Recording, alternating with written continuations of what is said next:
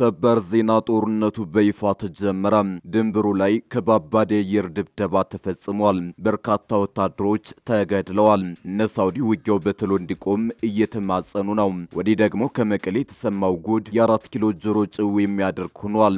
አማራና ትግራይ ከዚህም በኋላ ደም አይቃቡም የሚል መፈከር 4 ኪሎ አይኑ ውስጥ ገብታለች። የህወሓቱ አመራር በበኩላቸው አብይ ፋኖን በጋራ እንውገው ብሎ ጠየቀን ብለዋል። ብልጽግናን ለፍተን ደክመን መሰረት ነው ፓርቲ ነው ሲሉ ኮሎኔል ደመቀ ዘውዱ ተናገሩ። ከሰሞኑ ባደረጉት ንግግር ከፕሪቶሪያ ስምምነት በኋላ ለትግራይ በጀት መለቀቁን የተቃወሙት ኮሎኔሉ ዛሬ ደግሞ ለብልጽግና ስለ ብልጽግና ሽንጣቸውን ገትረው ሲናገሩ ታይተዋል። በተጨማሪም ለጀነራል ተፈራ ማሞ የሰጡት ምላሽ ትኩረት የሚስብ ሆኗል። የህወሓቱ ምክትል ሊቀመንበር በበኩላቸው አብይ ፋኖን በጋራ እንውገው ብሎ ጠይቁን እምቢ ብለናል የሚል አነጋጋሪ ሚስጥር አውጥተዋል። በመቀሌው ሰልፍ ላይ ደግሞ አማራና ትግራይ በጄኖሳይደሮች ሴራ ደም አይቃባም የሚል መፈክር ታይቷል። ታደምጡታላችሁ። የጠቅላይ ሚኒስትር አብይ አህመድ አስተዳደርን ለመቃወም በመላው ትግራይ ሰልፍ ያካሄደው ህወሓት መክት ያለውን ጦርነት በአደባባይ አውጇል። ወልቃይት ጠለምትና ራያን ጉዳይ በኢትዮጵያ ፍርድ ቤት አላስደስተኝም አሳልፌ አልሰጥም ያለው ህወሓት በዛሬው ሰልፍ ላይ ባወጀው የጦርነት ጥሪ ወደ 4 ኪሎ ማስጠንቀቂያ ልኳል። በሰልፉ የተገኙት ደብረ ጽዮን በበኩላቸው ጦርነትን ሸሽተው ወደ አዲስ አበባ የሚሄዱ ወጣቶች ከብልጽግና ካራት አልፉም በማለት አስፈራርተዋል። እንመለስበታለን። ጦርነቱ በይፋ ተጀመረ። ሁለቱ ሀገራት ጦርነቱን በይፋ የጀመሩ ሲሆን ዋና ከተማዋ ላይም ከባድ የአየር ላይ ጥቃት ተፈጽሟል። በጥቃቱም በርካታ ወታደሮች መገደላቸው ታውቋል። ትሰሙታላችሁ። ጠቅላይ ሚኒስትር አብይ ጦር መሳሪያ በመሸጥ ወደምትታወቀው አዘርባጃን እያደረጉት ያለው ጉዞ እያነጋገረ ነው። ከዓመት በፊት ኤርትራ የአዘርባጃንን ጦር መሳሪያ የጫኑ መርከቦች ካፈነች በኋላ የተደረገ የመጀመሪያ ጉዞ ነው። ይህ የአብይ ጉዞ ብዙ እያስባለ ሲሆን የጉብኝቱም ዓላማ ታውቋል። ታደምጡታላችሁ። አክብሮታዊ ሰላምታችን በያላችሁበት የዓለም ዳርቻ ይድረሳችሁ። የተወደዳችሁ የአንድ አፍታ ሚዲያ ቤተሰቦች ከአንድ አፍታ ላሁን መደመጥ አለባቸው ያልናቸውን ዜናዎች ወደ እናንተ የምናደርስበት ሰዓት ላይ ተገኝተናል። አብራችሁን ትቆዩ ዘንድ ግብዣችን ነው።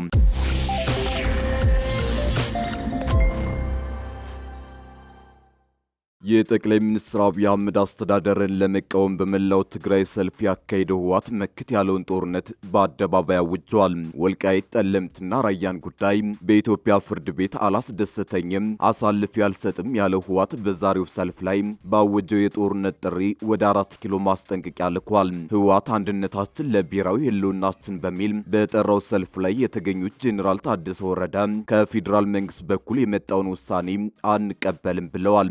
ጄኔራሉ በሰልፉ ላይ ባስተላለፉት መልእክት የፌዴራል መንግስት እሳት ከመጫር ካልተቆጠበ የሚመጣው መዘዝ ከባድ ነው ሲሉ አስጠንቅቀዋል። በሰልፉ ላይ ከታዩ መፈክሮች መካከል የመክት ጦርነት ቅስቀሳና የፌዴራል መንግስት በትግራይ ላይ ዳግም ጄኖሳይድ አውጇል የሚለው ከፍ ብሎ ታይቷል። ከመቀሌ እስከ ኤርትራ ጫፍ አዲግራት በተካሄደው ሰልፍ ላይ የፌዴራል መንግስት ያሳለፈው ውሳኔ ታሪካዊ ስህተት ነው ተብሏል። ህወሓት መክት ብሎ የሰየመውን የጦርነት ጥሪ ባወጀበት ሰልፍ ላይ የትግራይ ሉዓላዊነት የሚረጋገጠው በራሱ መሪነት መሆኑን አስታውቋል። በሰልፉ ላይ መስመርና ኃይል የሚለውን የትግል ቀስቃሽ መዝሙሩን ያሰማው ህወሓት በወልቃይት ጠለምትና ራያ ጉዳይ እንደማይደራደር አስታውቋል። ቡድኑ ይህንኑ አቋሙን በምክትል ሊቀመንበሩ አማኑኤል አሰፋ በኩል ይፋ ያደረገ ሲሆን የነጌታቸው ረዳን የፍርድ ቤት ክስም አጣጥሏል። ህወሓት በይፋዊ ገጹ ያጋራው የአማኑኤል መልእክት የትግራይ ሉዓላዊነት የፍርድ ቤት ጉዳይ አይደለም የሚል ነው።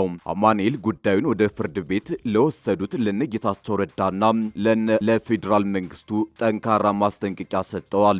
አማኑኤል በመልእክታቸው የትግራይ ሉዓላዊነት በሚመለከት የትግራይ ሉዓላዊነት የኢትዮጵያ ፍርድ ቤት ጉዳይ አይደለም በማለት ጉዳዩ በህግና ቴክኒክ በቢሮክራሲ የሚፈታ ሳይሆን የፖለቲካና የፍትህ ጉዳይ መሆኑን አሳስበዋል። የትግራይ መሬትና ህዝብ ጉዳይ ለፖለቲካ ትርፍ ተብሎ በድርድር ጠረጴዛ ላይ ዋጋ የሚወጣለት የገበያ ሸቀጥ መሆን የለበትም ሲሉ አስጠንቅቀዋል። አክለውም የትግራይ ሉዓላዊነት የህዝበ ውሳኔ ጉዳይ አይደለም በማለት በአወዛጋቢ ይዞታዎች ላይ ህዝበ ውሳኔ ለማካሄድ የሚታሰቡ አካሄዶችን ውድቅ አድርገዋል። ጉዳዩ በአሻጥርና በድራማ በማድበስበስ ወደ ቢሮክራሲ ማውረድ በትግራይ ህዝብ ላይ የሚያስከትለው መዘዝ ከባድና ዘላቂ ነው ብለዋል። የትግራይ ብሔራዊ ጉዳያችን በቢሮክራሲና ፍርድ ቤት መውሰድ ጉዳዩን ለማስተጓጎልና የህዝብን መሰረታዊ ጥያቄዎች ለማዳከም ለማከም የሚደረግ የዋጋ ማሳጣት ነው ብለዋል። በሌላ በኩል በመቀሌው ሰልፍ ላይ የተገኙት ደብረጽዮን ገብረ ሚካኤል ጦርነት ሸሽቶ ወደ አዲስ አበባ የሚሄዱ ወጣቶች ከብልጽግና ካራ አታልፉም በማለት አስፈራርተዋል። ደብረጽዮን ወደ አዲስ አበባ የሚሸሹ ወጣቶችን የብልጽግና ካራ ሰለባ ከመሆን አታልፉም በማለት ያስፈራሩት በራሱ በህወሓት አፈና ወጣቱ በከፍተኛ ደረጃ እየፈለሰ ባለበት ወቅት ነው። በጦርነት ስጋት ምክንያት ወደ አዲስ አበባ የሚሄዱና የሚፈናቀል እንዲሁም የእስር ሰለባ የሆኑ የትግራይ ወጣቶች ስደት መፍትሄ እንዳልሆነ ሊረዱ ይገባል ብለዋል። የኢትዮጵያ መንግስት በጦርነት ካልሆነ በስተቀር በሰላም መኖር አይችልምና ባለፉት 8 ዓመታት የኢትዮጵያ ህዝብ እርስ በርስ እንዲጋጭ አድርጓል ሲሉ አሁን የተፈጠረውን ውጥረት መፈንዳቱ ስለማይቀር በአንድነት ከመዘጋጀት ውጪ አማራጭ የለም ብለዋል። ህወሓት መክት ያለውን ጦርነት ባዘጋጀበት በዛሬው ሰልፍ ላይ ህዝቡ እንዲዘጋጅ ጥሪ አቅርቧል። በተለይም የትግራይ ተወላጅ ዲያስፖራ እንደ ከዚህ ቀደሙ የዲፕሎማሲ ደጀን በመሆን ጦርነቱን እንዲደግፍ ደብረጽዮን በግልጽ ጥሪ አቅርበዋል። ጦርነቱ በይፋ ተጀመረ። ሁለቱ ሀገራት ጦርነቱን በይፋ የጀመሩት ሲሆን ዋና ከተማዋ ላይም ከባድ የአየር ላይ ጥቃት ተፈጽሟል። በጥቃቱም በርካታ ወታደሮች መገደላቸው ታውቋል። ፓኪስታንና በአፍጋኒስታን መካከል ጦርነት ሲጀመር ካቡል ላይ የአየር ጥቃት ተፈጸመ።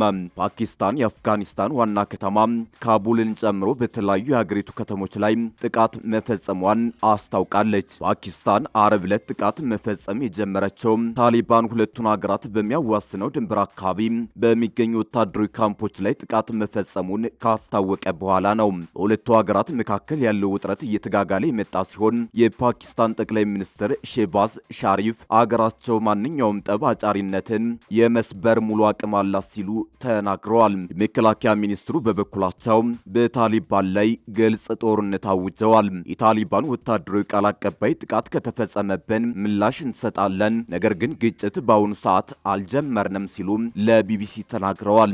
የታሊባን ቃል አቀባይ ዛቢኡላህ ሙጃሂድ በኤክስ ገጻቸው ላይ በፓኪስታን ወታደሮች ላይ እንደ አዲስ ጥቃት መከፈቱን ጽፈው የነበረ ቢሆንም በኋላ ላይ አጥፍተውታል። የመንግስታቱ ድርጅት ባለስልጣናት በሁለቱ ሀገራት መካከል የተቀሰቀሰው ግጭት እንዲረግብ ያሳሰቡ ሲሆን ኢራን ለማደራደር ጠይቃለች። የሳውዲ አረቢያ ውጭ ጉዳይ ሚኒስትር የፓኪስታን አቻቸውን የሁለቱ ሀገራት ውጥረት እንዲረግብ ማነጋገራቸው ተገልጿል። የታሊባን ባለስልጣናት ፓኪስታን ለፈጸመችው ጥቃት ምላሽ መስጠታቸውን ገልጸው ከ50 በላይ ወታደሮችን መግደላቸውን እንዲሁም 19 የፓኪስታን የድንበር ኬላዎችን ማውደማቸውንና በርካታ ወታደሮችን በቁጥጥር ስር መዋላቸውን ተናግረዋል። ፓኪስታን በበኩሏ ታሊባን የሚቆጣጠራቸው 27 የድንበር ኬላዎችን ማውደሟን ገልጻ በታሊባን ላይ ከፍተኛ ኪሳራ ደርሷል ብላለች።